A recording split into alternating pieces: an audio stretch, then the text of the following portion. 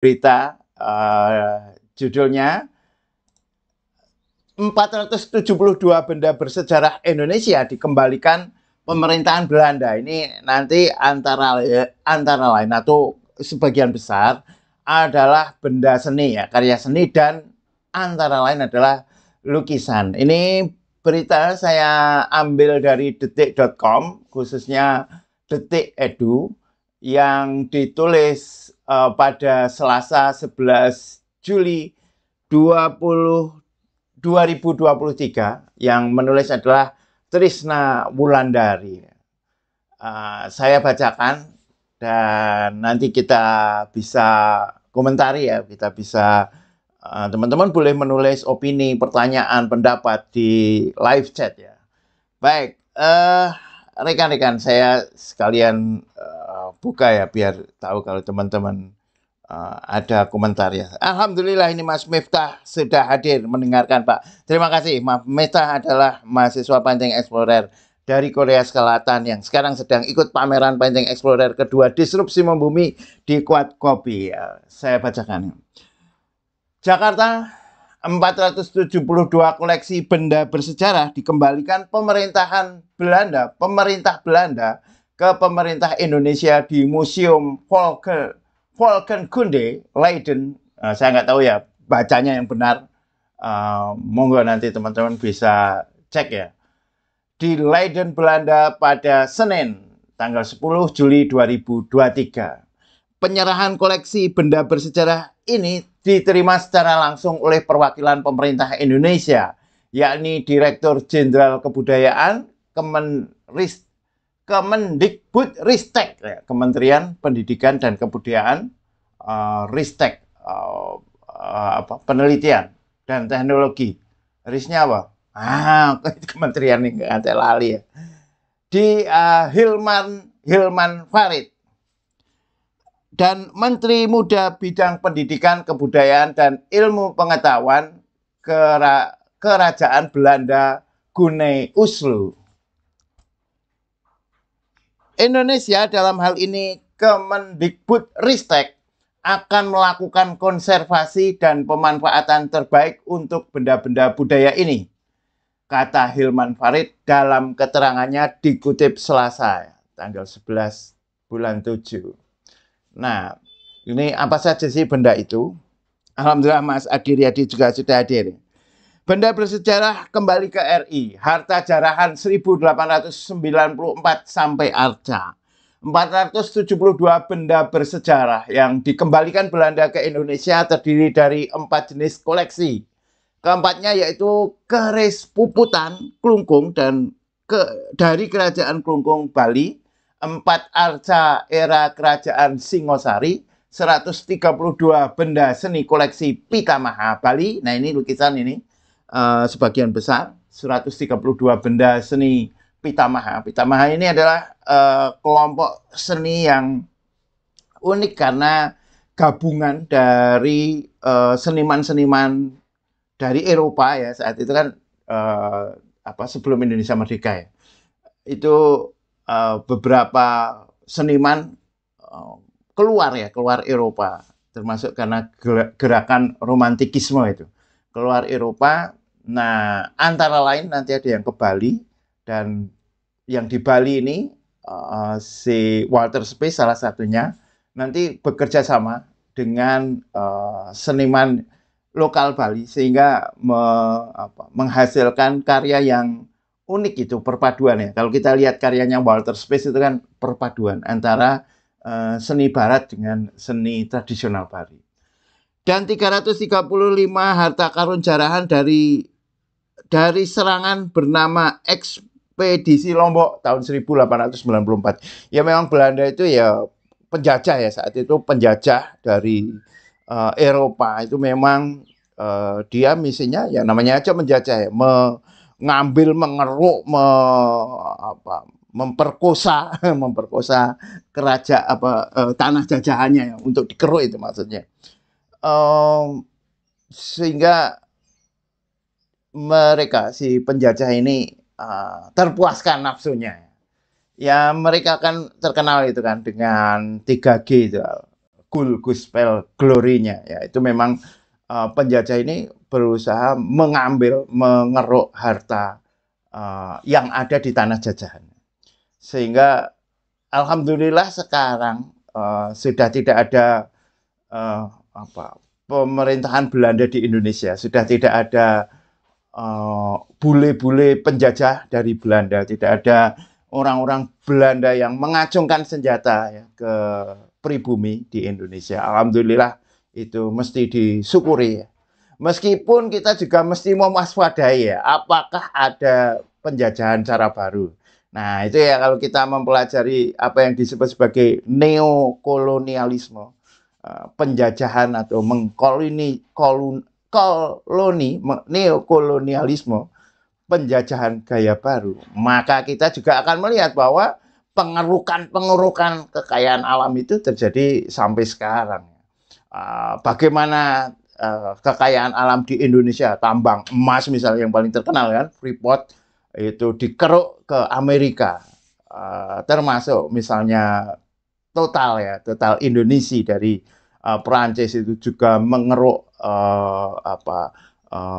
tambang minyak misalnya seperti itu, dan mereka mengeruk harta kekayaannya, emasnya dibawa ke sana, kita hanya mendapatkan sedikit, dibayar juga bayarnya pakai emas itu ya, podo wae kan.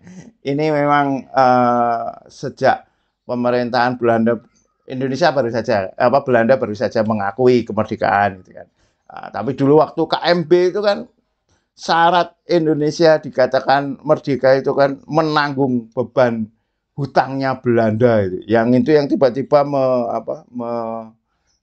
menengahi kan Amerika itu. Yaitu ketemu pirang perkara kan, Amerika langsung hadir itu. Maka dari itu buku yang menggambarkan bagaimana Amerika itu mempengaruhi proses kemerdekaan di seluruh dunia kan, tahun-tahun 45-an itu kan kekuasaan yang tadinya kebanyakan memang Inggris dan Prancis ya,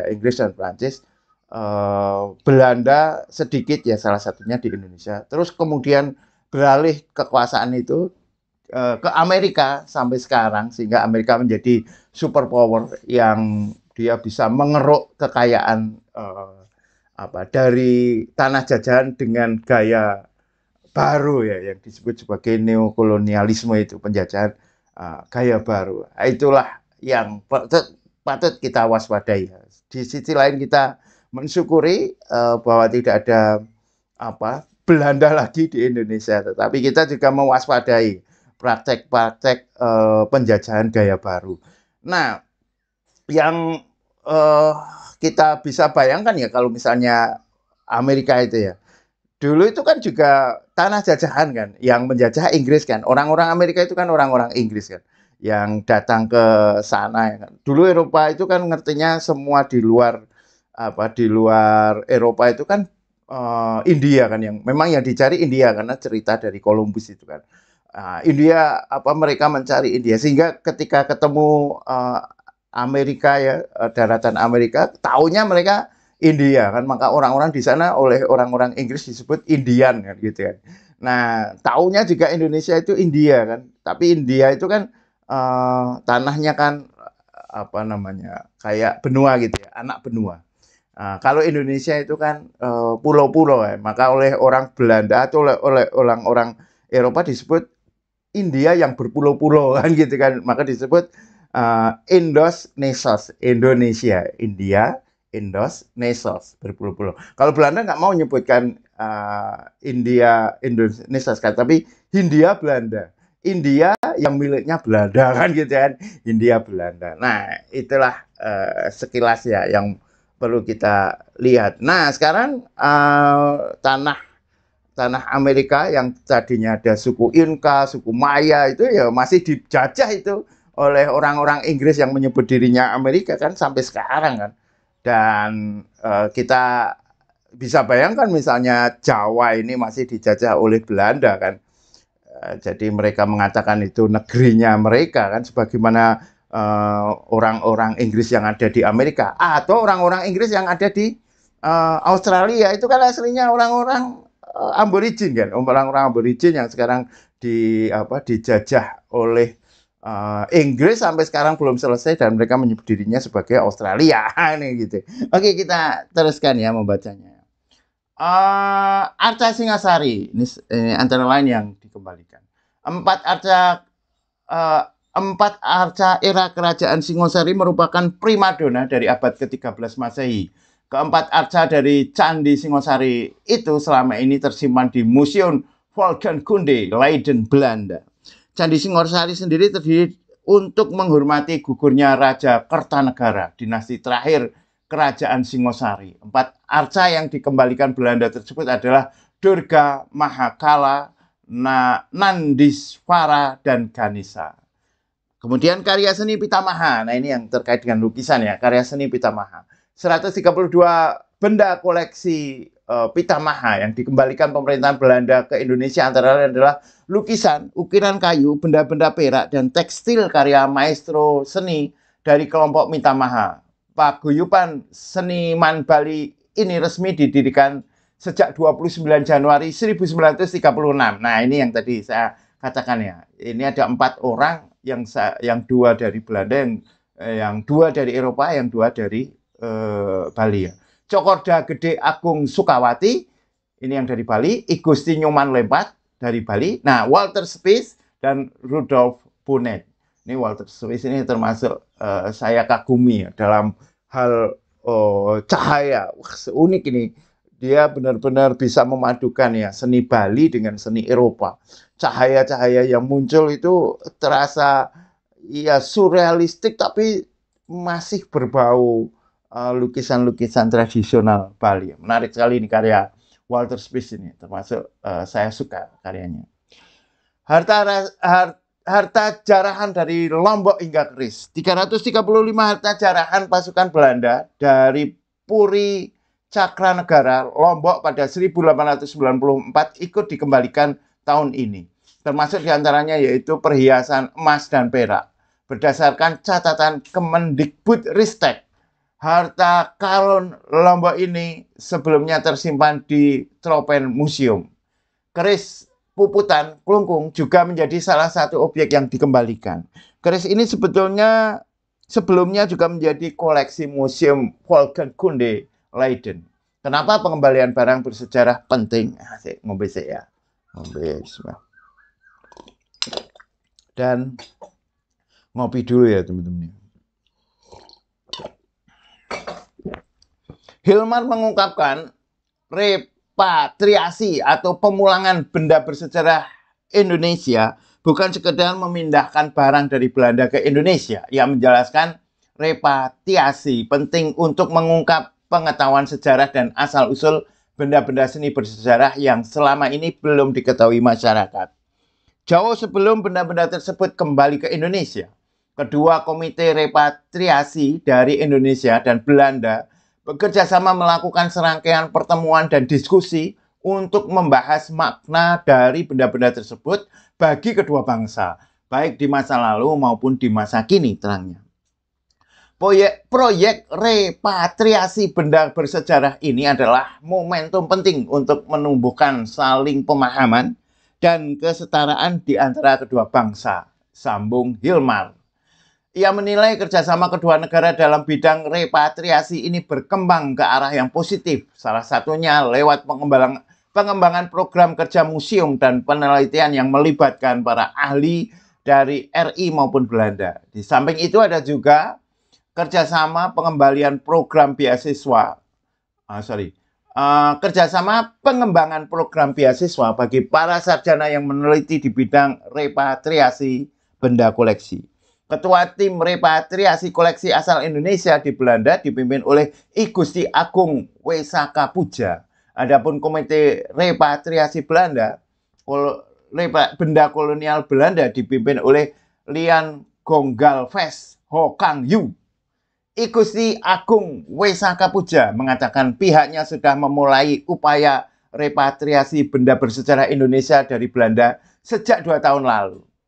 Kami terus menjalin komunikasi positif dan produktif guna melanjutkan kerjasama dan mendorong ikhtiar pengembalian benda-benda bersejarah dari Belanda ke Indonesia. Tutur I Gusti Agung Wesaka Puja.